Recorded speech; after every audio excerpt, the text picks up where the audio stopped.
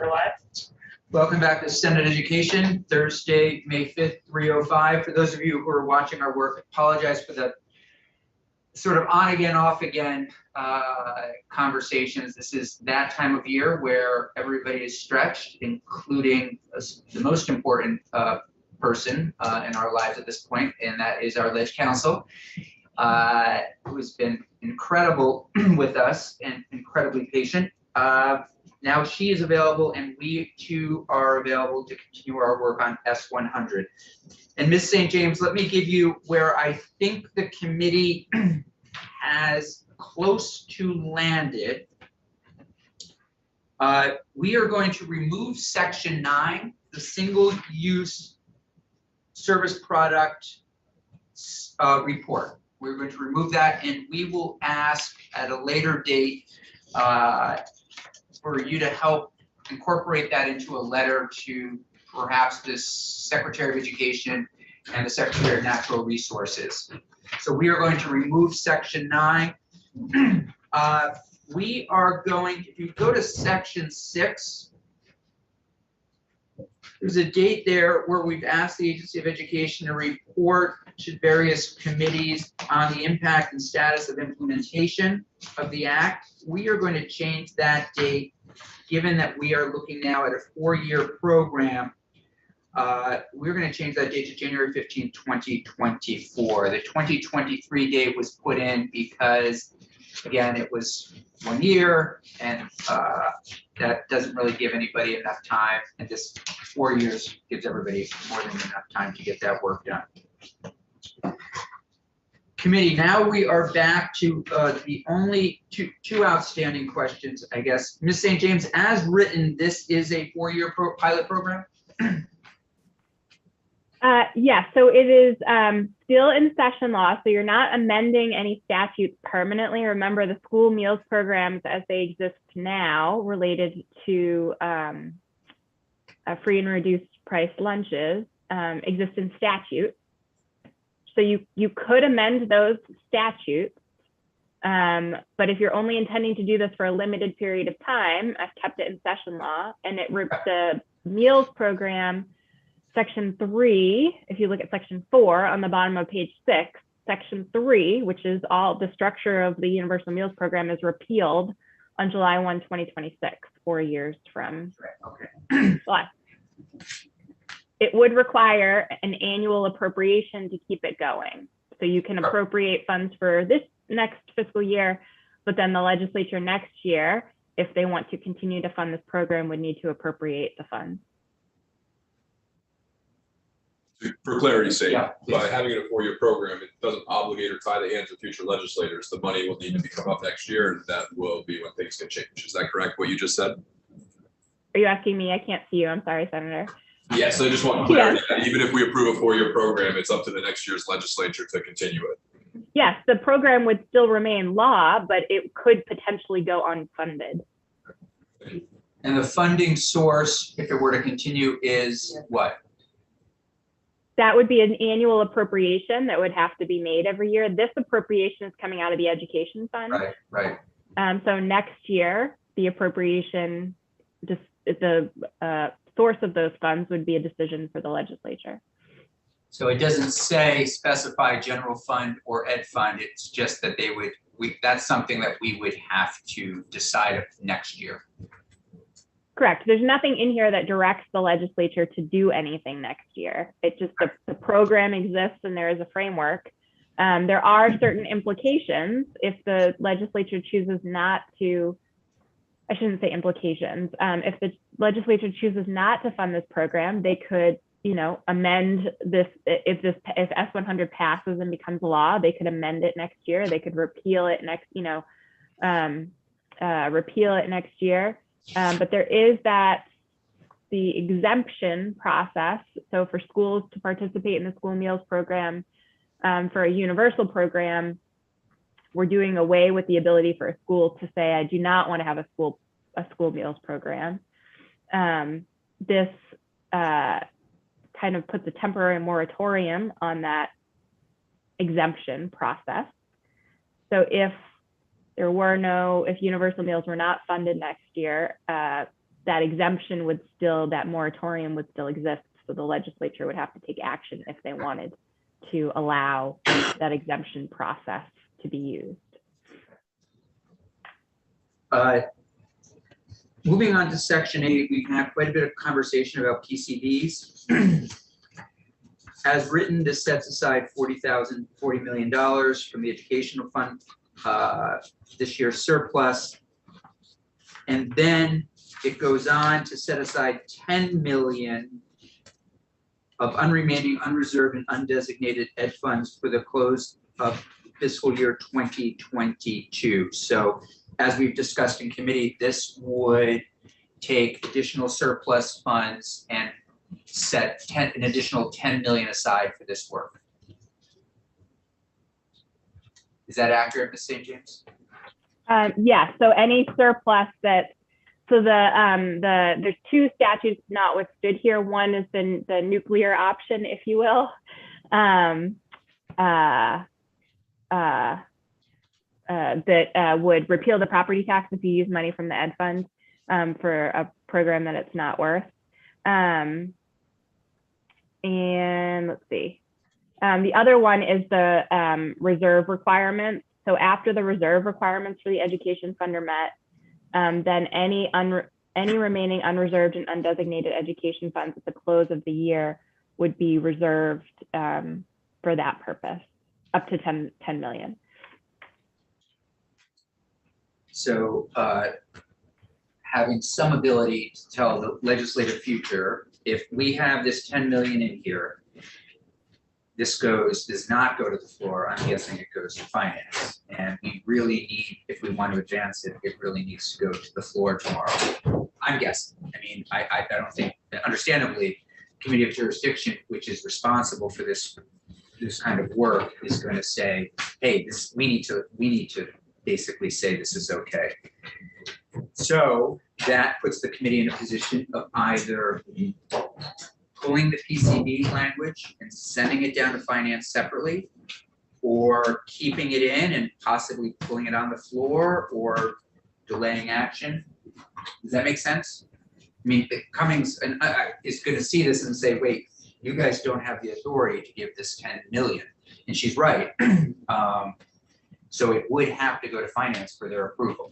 But just to recap what you said earlier, you have sidebar conversations with all the players, and they are giving you their word that we're going to allocate this money separately from this bill, regardless. Regardless. Now, just to clarify, that my conversation with them did not include the extra 10 million. What I would do is take this language and basically send it down with our endorsement saying this is how we would like to see this happen. But I want you to know what was agreed upon. We didn't talk about the 10 million. Senator Chinton. I feel like this topic is important enough for me to just politically posture to some extent. And I want to just say the following, that I'm fine with taking it out either way, but I reserve the right that if the final yield bill comes forward and there's no money for PCBs, I'm going to be not supportive of the in-person bills. As would I, and I think the majority of the Senate would as well. Yes. So if we took the 10 million, yeah, would it still play that? Yeah, I think, my gut on this is anything with finance, this is just me thinking about it, they're going to need to kind of sign off on it. I mean, it has money in it. We could have this conversation, we could keep it in. What I would do if we keep it in is go down the hall and talk to Senator Cummings as soon as they're out, get a sense of if they're okay with it. And if they're not okay with it, they would have an amendment, we would pull it on the floor. That section out. So Please. I'm agreeing with Senator Chipman. I think that this is part of the package. But I'm not sure it has to be in the same bill. Right. And once it leaves the Senate, then where will that language, the PCB language, go as compared with the meals will definitely go to education. Right. Where In the yield bill. in the yield bill. Yeah. So it will go to Ways and Means. That's correct. So in the yield, Hold on, please continue that thought. I know, I'm just thinking No, that if it goes there, are they prepared to? Stand up for this work. well, our finance committee of conference will have to support it, and we will have given them the language that we want. So it still has a little bit of a ways to go. And so then resolution on S100 might be very much contingent on resolution to the yield bill. Right, I mean, that's, the money for both would be in the yield bill. Yes. So people could vote against the yield bill if it came back and said just money for school meals and no money for PCBs. I, for one, would plan to vote against that myself. We don't want that. Does that make sense? Senator Chittenden? So if we approve this, we're doing this with further amendment, no matter what, the other one's going back further amendment. Okay. But even if we were concurring, if I may clarify my understanding of this, we were concurring and the Senate approved it, does then it obligate us to commit this money this session, and Ways and Means and Appropriations has to just find the money? But the money is already there. So we'd agree, we'd be locking it We're in. agreeing that the money's there, and once it gets out of the Senate, then we defend The Senate's position. period. That becomes all hands on deck. Any senator supports it. That's the way it goes. Does that make sense? So, So really what Senator Cummings has been looking for is our position on this expanding universal meals for 4 years and putting this money in for this first year. Yes, Senator? the other political posturing I will state, and I've already said it, but for those tuning in now, I just regret not questioning harder for a funding source. I really feel like sports betting would be something that would make this more palatable. We buy lottery tickets and it goes to the ed fund. I wish I could rewind time and press harder in whatever conversations I could have to advocate for sports betting to generate revenues to feed our kids, because this is unfunded and I'm very concerned it's going to increase property taxes. And I wish that I could rewind time. Well, that's the exact conversation that we had. I think you had left the room and we were offline. I just had 20 minutes ago. Is I would love to support this bill, but it's the unknowns that is holding me back from voting for it, because that, you know, that middle income $60,000 family of four who's just getting by, I don't want to see their property taxes go up any more than already going. So I wish, like you said, I wish we had sports betting. I wish we had a revenue source to fund this, and it would be a lot easier to swallow. Yeah. So, Ms. St. James, for those watching and others, again, next year we know what the funding is going to be if this passes. The following year, it's up to the legislature to either find general fund dollars, find a source, or allocate from the general fund. How would it end up on property? How would it then end up on property taxes? Please. That is not a question that I could answer. I know that Julia Richter from JFO is watching and may be able to join. But what I can say is that I think Senator Chittenden used an important term, and that is unfunded. So if the legislature chooses to not appropriate the necessary funds next year, this language is a mandate that schools operate this universal program. So it would be an unfunded mandate if the legislature chooses not to fund the program next year. They could repeal the program, they could stop the program, they could amend this language. But if they don't touch it and they don't appropriate it, it would become an unfunded mandate, and that would affect the yield and property taxes. But how, I think, would be more appropriate for JFO or for JFO. Senator Chittenden. So with what I just heard you say, I would much more inclined to do the 1 year thing. I know, it's funny. I know. We're going to force every school district to have an uncomfortable decision about cutting programs or feeding kids that can afford food. So I would really. What's bizarre to me in all this, and it's no offense to our guest here, but that I would think that Hunger Free Vermont and the advocates would want this to go forever, but I'm seeing nodding that you only want it to go for 1 year. And I also find the conversation back to the universal breakfast for lunch conversation around wanting both or nothing to also just be sort of this has been a strange process, let me put it that way, for me in terms of the advocates and the positions out there. and just generally what we're trying to accomplish. Please, Senator Lawrence. With this report that's coming in from joint fiscal, if the report comes in with a new source of funding, the question I would have is, if it comes in February 23, will there be sufficient funding for the next year? I really like I don't know the answer to that. the one little voice.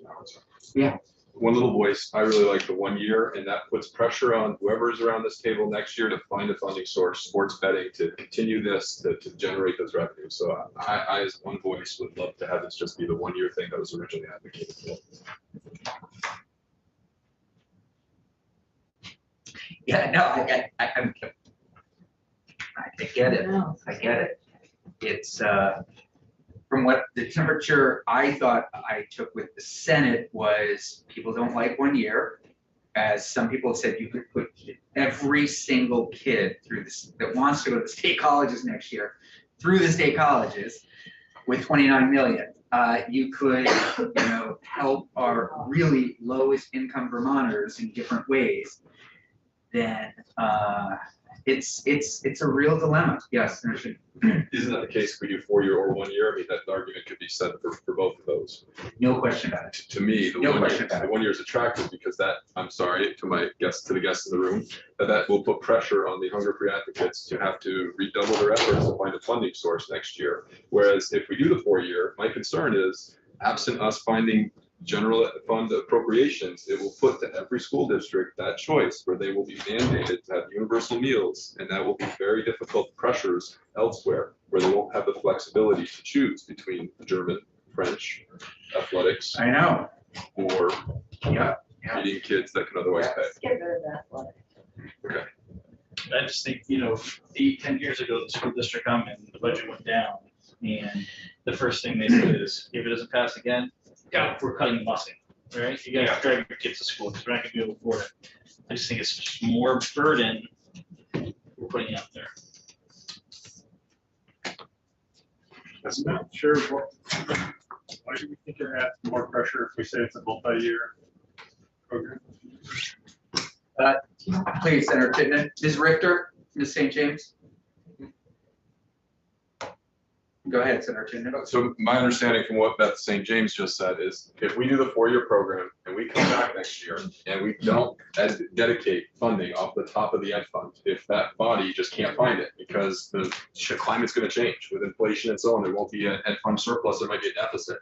And then if we don't do that, if it's still a mandate that all of our schools participate in universal meals, each of the individual schools will have to manage their budgets, and they will have to pay for universal meals by shuffling dollars around in order to get their budgets passed. And that might mean they will since they will have to have universal meals at this dollar amount, they will have to cut elsewhere.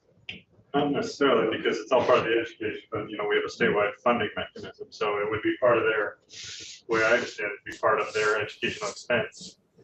So it just is like, if they still have to go to the voters, they still have to vote, but the money that they have as an education spending comes from the state, through property tax. Do you live in a community? Please. Do you live in a community that's had a failed school budget? Because in South Burlington, we fail our school budgets, we have to cut. But if we're not able to cut food, we have to cut elsewhere. I've gone through like 4 failed school budgets. No, definitely got to, but that's like kind of at the end of the process, like as they're building their budgets and then how the state sets the yield and everything like that, that money's coming from the state. There's still an impact on local taxes based on local expenses, but it's not a 1-for-1. Ms. Richter, can you weigh in on this a little bit and help us understand what exactly might be happening after the first year?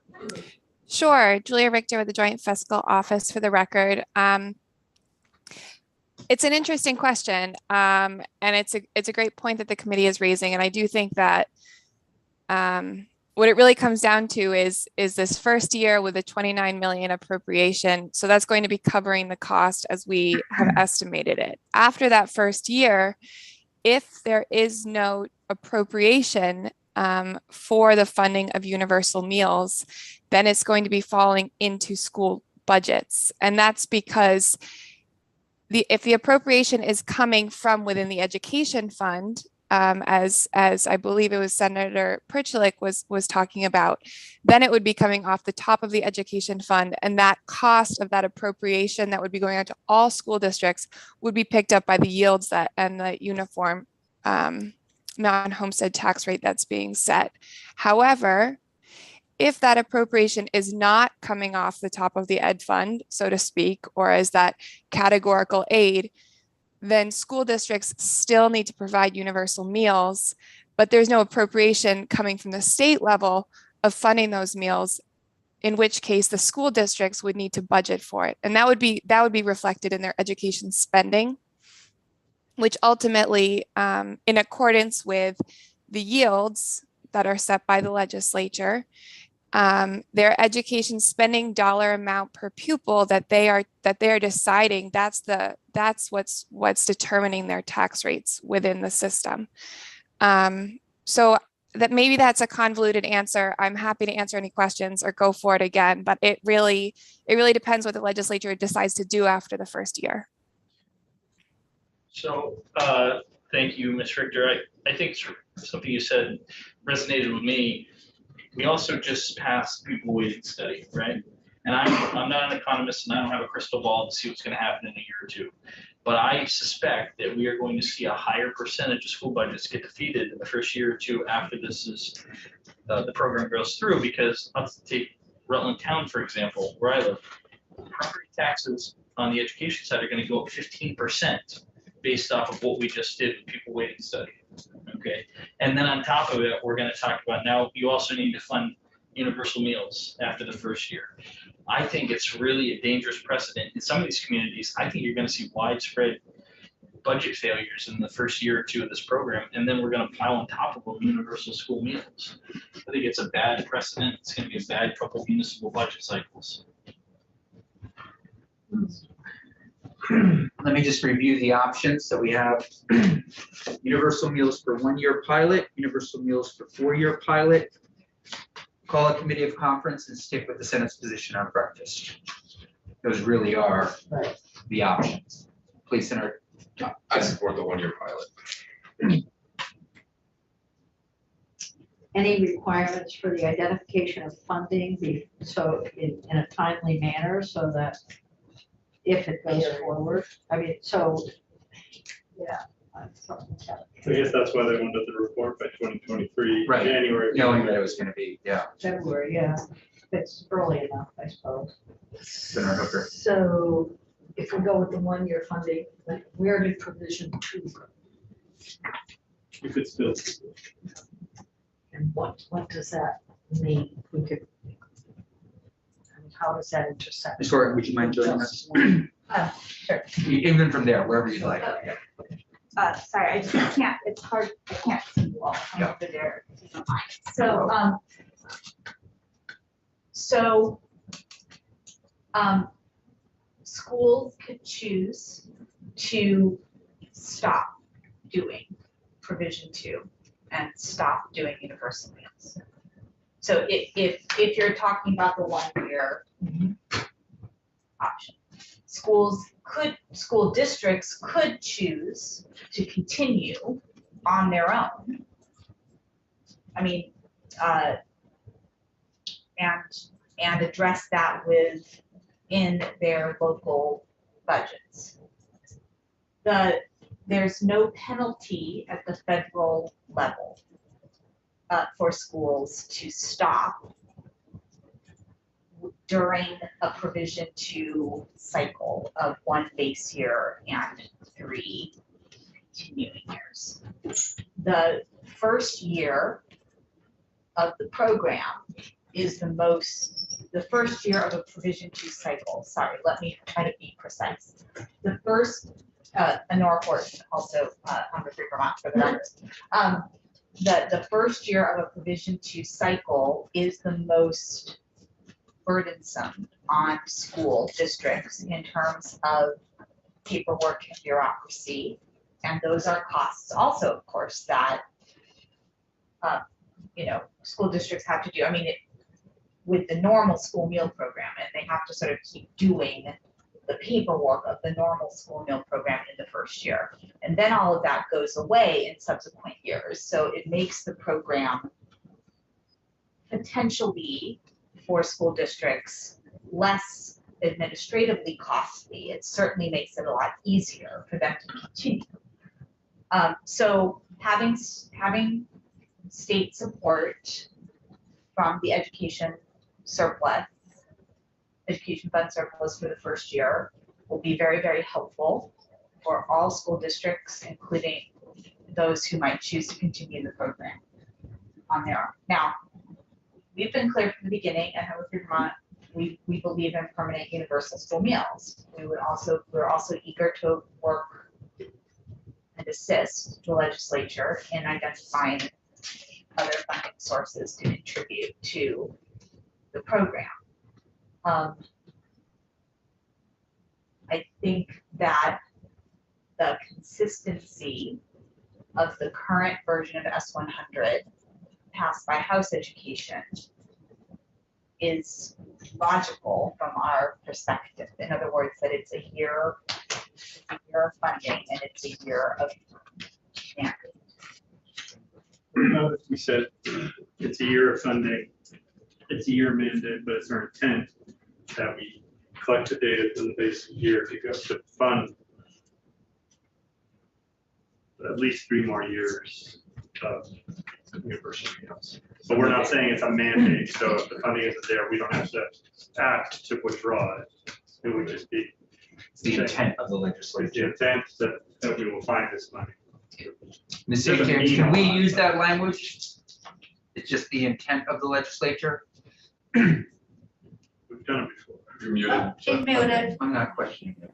I got it. Yes, you can add in that it's the intent. I'd have to look for sample language, but I believe you can add language like that. You just can't bind future legislatures.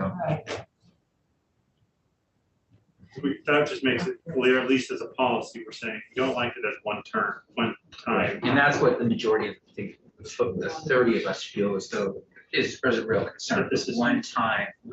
This is a down payment on a longer program. Right. Like, because we need to collect the data, we need, so we know what the real cost is.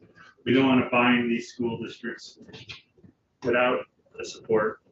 So we're just saying, I think in the I think it's Act 72, when we passed that language about school renewable heating, it set up the whole program, and then I think it had language in there, something about it's our intent to find language in the next fiscal year, or something like that. Ms. Horton, we passed this last year. Why didn't Hunger Free Vermont come with an idea for funding this year? Well, our idea for funding is categorical aid in the education fund.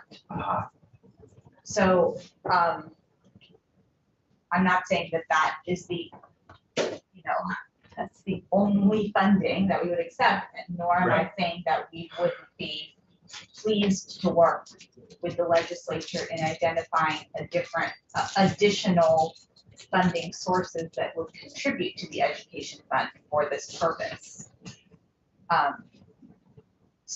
But from our perspective, this is a research proven educational support that makes a tremendous difference for education overall, the success of students overall, and the health of students overall. And every other educational support is currently funded in the education fund. And so to our perspective, it is food ought not to be treated as the only education support that is not funded, and it creates a lot of complications and problems and stigma when it is. Ms. St. James, would you mind then drafting, I think I'm looking at the intent of the committee, to use that intent language that Senator Perchlik just outlined, as well as that would also, I think, require that we change the agency's report back, or actually, could we keep that? Senator Persick, you're gonna ask. I looked at the language in Act 72, and there we say the General Assembly shall determine the source of funding. It's a little stronger. We still can't bind them, so it doesn't have Right. any meaning, but intent. I just thought I'd throw that in there. It's on page 14 of Act 72 from last year, if you want to look at it. Thank you. I just pulled that up. And then, Ms. St. James, let's pull section 8, the PCB stuff, and we'll send that down to finance, that language. And then what I'd like to do is vote on a clean copy at 4 o'clock. Is that possible? Sure. So I just want to make sure that I have all of your edits though, or we're on the same page. Can I do that? Please. Okay, so are we switching this back to a 1-year program? 1-year program Okay. with the language, the intent language. And so I'm going to add a new section with that intent language. Back to a 1-year program. You mentioned keeping the date of the Agency of Ed report. I just don't know if it gives enough time, that ed report. I mean, it's still there for January 15th, 2023. I guess, yeah, I mean, since it's a 1-year program, I think we have to go back to that date. Okay. We'll see what they can do. Sorry? Happy year. Yeah. Okay. Okay. Yep. And then I just wanted to, Ms. Horton raised a good point in an email to me about the mention of the Universal Declaration income form in this bill. Yeah. And there was in the original version from the House, when the House voted it out, there was the actual creation of the Universal Income Declaration form baked into their amendment to S-100. Ways and Means took that out and inserted that one little line on page 6, lines 14 through 16, subsection F. It's just a reference to the Universal Income Declaration form so that it was included in the bill somehow. The Universal Income Declaration form creation, I believe, survived in F-287. So I'm not sure that it's necessary here now. So if we're going to make amendments, just wanted to bring that to your attention. So 287 is on its way to the governor's office. It is definitely in there? I believe so. I looked it up. If it's in there, then yes, please remove letter F. It's a critical. Yeah. Okay. Okay, and then we're taking PCBs out and taking single-use food service products. So basically, keeping everything the same from the House, except adding intent language. That's correct. And Okay. I think you could also, let's just call this the Universal School Meals Bill. Go back to that. Great.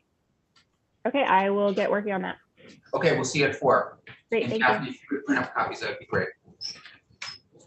Great. And Daphne, please take us off.